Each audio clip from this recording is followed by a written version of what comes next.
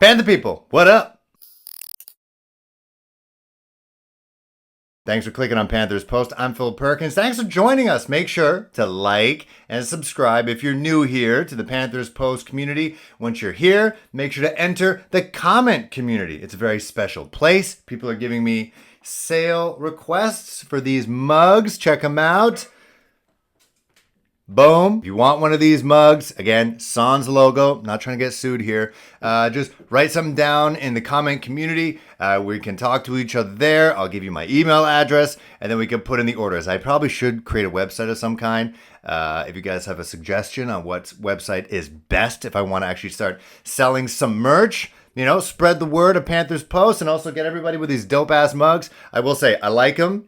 And again, I didn't make the mug. My brother actually made the logo, printed it out and all that. But the handle, you can fit all 4 fingers. None of this like 2-finger, Olympic grip type situation. It's just nice, solid for that mug. Coffee. And if it's on a game day, maybe some Baileys, some rum, Jameson.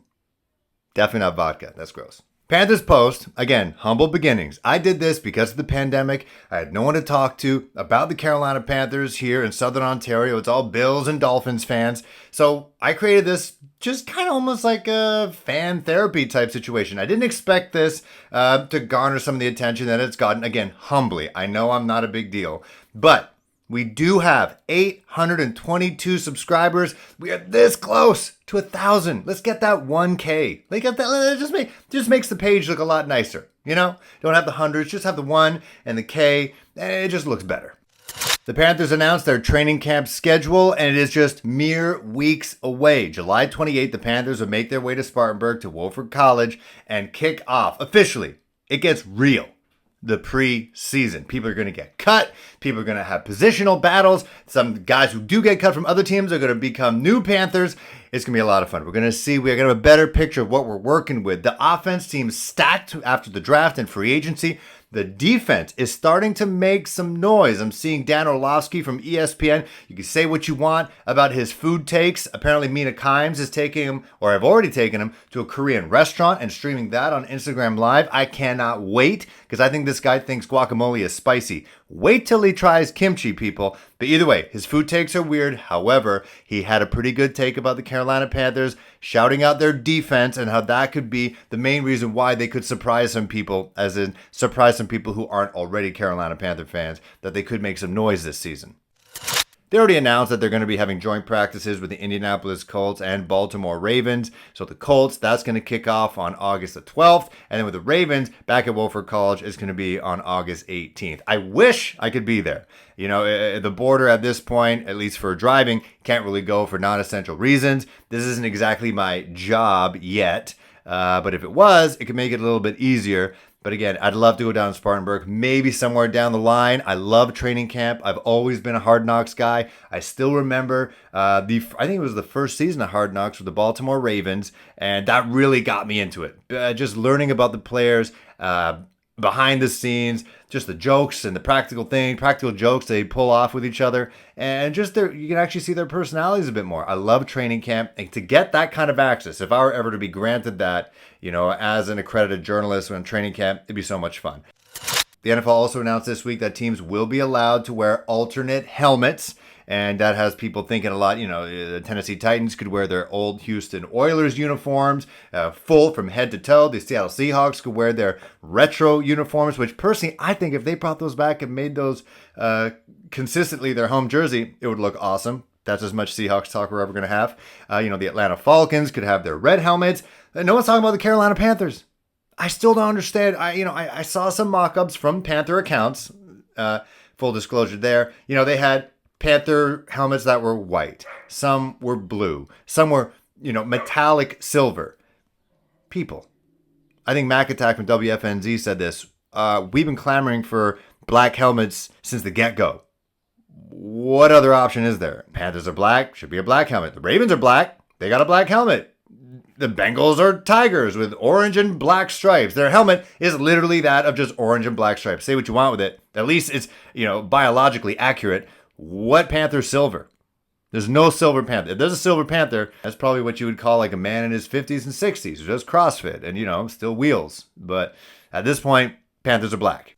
New Orleans Saints have officially made right tackle Ryan Ramczyk the highest paid player at that position, re-signing him to a 5-year, $96 million contract. At this point, Ramczyk is the highest paid right tackle in the league. That is maybe a week from now, a couple days from now, when Scott Fitterer hands Taylor Moton his contract, make it a 5-year, $100 or maybe $97 million contract. They had the time. They could have locked up Taylor Moton right after he signed that franchise tag, but now he's just going to literally look within the division and see Ryan Ramczyk with that cash, $96 million, 5 years, great right tackle. I will say he deserves it. But Taylor Moton, you're also paying for what he's done and also what he could do. So be prepared to maybe have a $100 million right tackle as we still look for that left tackle. There's a new segment. It's going to be called Pep Talks. You can use it as a double entendre of Julius Peppers and the kind of, pump up talk that he would probably give a player that has got a hot butt, some pressure on him heading into the season. So I picked 5 players heading into training camp on July 28th who I'm going to talk to one-on-one right now. It's kind of like a reverse cameo. Someone famous is asking a regular person to send them a direct video message to try to hype them up ahead of the season. That rotating tap of left tackles. And let's talk about the guy who the Panthers picked up in the offseason, in Cameron Erving. Cam.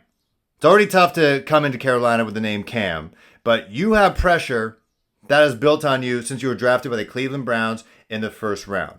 I'm not going to call you the B word because you're still employed. You're still here, but you're bouncing around the league. So you're a bouncer. You're not a bust, but you're bouncing around. And yes, you're with the Kansas City Chiefs. You were with Patrick Mahomes. You guys did great things there. You've won things. However, that was a great team. You claim to be a great player. People are calling you a bust. When they signed you, I will tell you right now, the enthusiasm was not exactly through the roof. You got to start proving people wrong. You keep saying you're a versatile player. That's why they picked you up. But guess what? This team, if you haven't read any articles, talked to anybody, haven't had a left tackle in a very long time. Now, they got some guys here in Trent Scott and Daly who could be their left tackle right now, but they paid you. They sought you out. They brought you to the Panthers to be their starting left tackle starting week 1 against the New York Jets. What are you going to do? You're not an undrafted free agent. You were drafted in the first round out of Florida State. You have the pedigree. You got the athleticism. You have the experience. Step up. Try to be that guy. Punch somebody in the mouth. Week 1. Win that job. I'm looking at you, David Moore. All right? Now, I know you came from Seattle, and you got guys like Tyler Lockett and DJ Metcalf. People were always worried about those guys. I was always worried about you. You made those tough catches. You made those clutch catches. Your boy, Scott Fitterer, is now the general manager with the Carolina Panthers. And just like Cam Erving, they sought you out as a veteran and paid you to bring you here. And you are potentially, in a way, that veteran who is replacing the veteran that we just lost in Curtis Samuel. You got some pressure on you now. You got guys like Terrace Marshall. You got guys like Shi Smith. Show that wide receiver room. Show those rookies that they drafted. It doesn't matter how highly touted they were. Joe Brady coached Terrace Marshall at LSU. Show them that you're the vet. You've been with the Seattle Seahawks, who the Panthers, I hate to say it, are trying to become. They're trying to be those consistent contenders in the playoffs. Show them that you were a part of that machine. And prove to them that, hey, I'm here to start. I'm not here to back up. I'm not here to do special teams.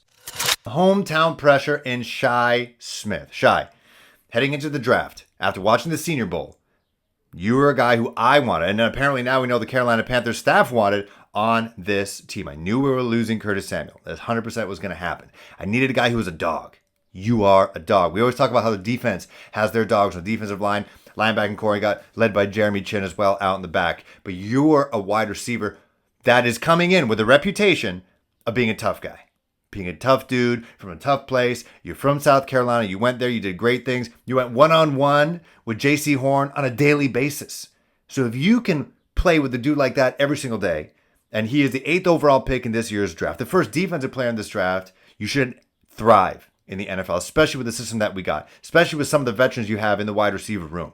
But I want an instant impact. I'm asking instant impact. Well, I already said David Moore should be starting as the 3rd wide receiver with this team. you should thrive as a punt returner, as a kick returner. I want to see some magic happen. I already put some high praise on you. I say you're Steve Smith 2.0. Denzel Perriman, stay hydrated. Always staying hydrated, especially in this crazy-ass heat. Always with your shirt off. Talking. Feisty. Dude, you know this team. This team is known for middle linebackers. Sam Mills, John Beeson, Thomas Davis, Luke Kuechly. Can you be that guy? You're not the biggest, but you make up for that with your tenacity, with your intelligence, with your acts of motivation on the field, and also with your words. You're a talker. But once you're done with your career, you can have a radio career. But in the meantime, do it on the field. Stay healthy. Do what you got to do. Jump into the hyperbaric chamber. Talk to Christian McCaffrey and his slithering off-season ways to try to stay healthy. Get a personal chef. If you don't have a personal chef, get one. Stay fit. We need you. This team needs you. The city needs you. Fans need you. This defense runs with the middle linebackers. Yes, we got a dope defensive line. Jeremy Chin was half linebacker, half safety last year. Now, dude's back. He is way back. He's a safety now. Okay? Let's preserve his body for taking those big shots from running backs.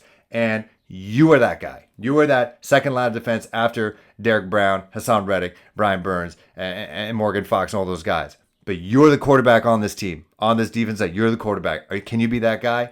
Show us that you can be that guy.